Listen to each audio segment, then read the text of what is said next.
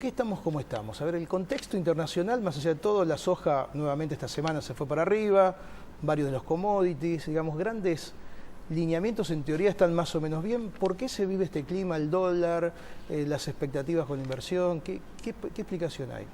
Bueno, Néstor, hoy actualmente el mundo está teniendo básicamente una posible recesión en la zona euro. Hoy la euro está explicando el por qué China está cayendo sus exportaciones, al igual que también se está desacelerando su crecimiento. Estados Unidos está creciendo 1,9% anual en el primer trimestre y se espera una segunda caída en el segundo trimestre. Es decir, el mundo está convulsionado porque básicamente los países de la periferia de Europa están teniendo fuerte endeudamiento, fuerte déficit y también un fuerte ajuste en el gasto público. Esto lo que hace es contraer la demanda. Indudablemente, en una economía tan globalizada como la que estamos viviendo actualmente, hacen que todos los países también emergentes suframos, digamos, de esta merma en la demanda agregada en la zona euro. O sea, ¿esto justifica los controles? Digo, por el tema del dólar, el tema de las importaciones. Bueno, ¿ahí hay una respuesta para eso? Mire, las exportaciones venían creciendo 20% anual, por ejemplo, en 2011, pero las importaciones del año 2007 venían creciendo mucho más de lo que le hacían las exportaciones, es decir, alrededor del 30% anual. Lo que pasaba es que la balanza comercial argentina estaba desacelerándose, es decir, cada vez teníamos un menor ahorro en nuestra balanza comercial y esto impactaba en la cuenta corriente, que en 2011 casi terminó en cero. Por lo tanto, digamos, la presión sobre el tipo de cambio a partir de la fuga de capitales, que no se detuvo del año 2003 hasta 2011, pero que también en sus inicios, si uno observa una serie larga de lo que se llama la fuga de capitales, es casi una línea donde desde el año 90 hasta 2011 nunca se detuvo la fuga.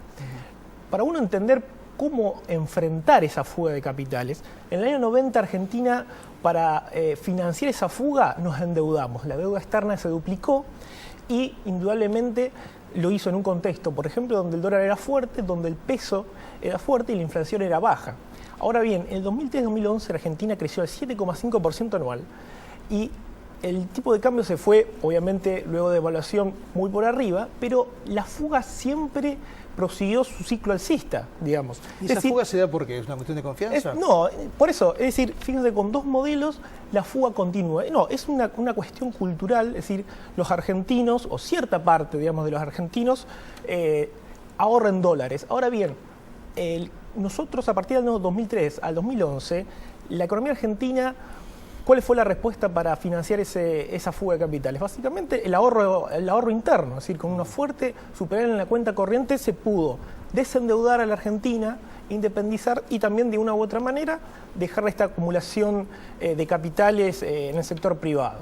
Ahora bien, el 2012 realmente las condiciones externas no eran las mismas, por lo tanto, digamos, la respuesta del gobierno es básicamente cuidar las reservas para cancelar la deuda, tener un tipo de cambio estable y no volátil, y de tal manera cuidar, digamos, el poder adquisitivo de los trabajadores, es decir, liberar el tipo de cambio como ciertos sectores hoy por hoy están pujando.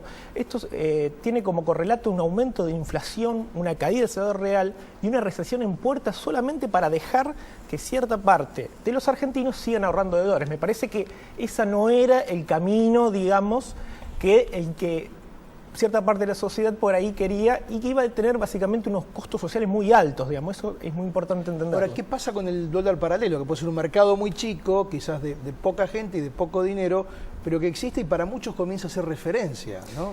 ¿Qué hay que hacer con eso? No, mira, ¿O cómo se sale de eso, ¿no? Exacto, mira, el mercado, como vos muy bien lo decís, es un mercado muy chico, es decir, los mercados chicos tienen muy poca oferta y muy poca demanda. Por lo tanto, ¿por qué hay tanta volatilidad de este mercado? Porque hay muy pocos oferentes y muy pocos demandantes, entonces a veces cuando este mercado, al tener tan poca liquidez, por eso hay tanto sobresalto. Pero aquí hay un tipo de cambio, si es el oficial, es el tipo de cambio referencia para toda la economía. Entonces, tomar un mercado tan chico de referencia, la mayoría de los comerciantes o de los productores no fija precio a partir del tipo de cambio blue o paralelo, digamos. Así que creo que me parece que la brecha va a ir acortándose. el tipo de cambio oficial, digamos, está teniendo progresivamente una devaluación, pero muy administrada. Por lo tanto, digamos, va a ir achicándose. ¿Cuál tendría que ser el valor? ¿O cuál es el valor ideal? El valor siempre del tipo de cambio en la Argentina es un precio muy importante, porque indudablemente para sectores como las economías regionales y para nuestras exportaciones es importante. Pero también, digamos, hay que ver, no todo es el tipo de cambio, digamos. Para ser competitivos hace falta también aumento de la productividad, inversiones en sectores estratégicos que hagan bajar los costos, digamos, que no hay que ser obsesivo en el sentido de tener un tipo de cambio súper alto para aumentar las exportaciones. Pero hay algunos que digamos. dicen no somos más competitivos, sectores que dicen a nosotros se nos complica. Bueno. ¿Eso tiene que ver con qué? ¿Con que no tienen más productividad? ¿Con que no, Exacto, digamos, no aprovecharon el momento? No, en esta Argentina nueva, digamos, de cara al futuro, el aumento de la competitividad no tiene que venir por el tipo de cambio, sino, como te decía, por las inversiones, es decir, un mejor acceso, por ejemplo, al financiamiento. Por esto un poco también la reforma de la Carta Orgánica del Banco Central, lo que tiende un poco a eso, a que el crédito privado fluya hacia las pymes, hacia los exportadores, que hoy por hoy podrían estar viendo apretados el tipo de cambio y las ventas, pero podrían ganar a partir del aumento del crédito y de las inversiones, y eso, ganar competitividad. Eso le va a rendir en el largo plazo mejores réditos que pujar por una mayor devaluación, ¿sí? Emiliano, gracias por contarnos esto. Muy amable. Gracias a vos. Hasta luego. Pausa, enseguida volvemos.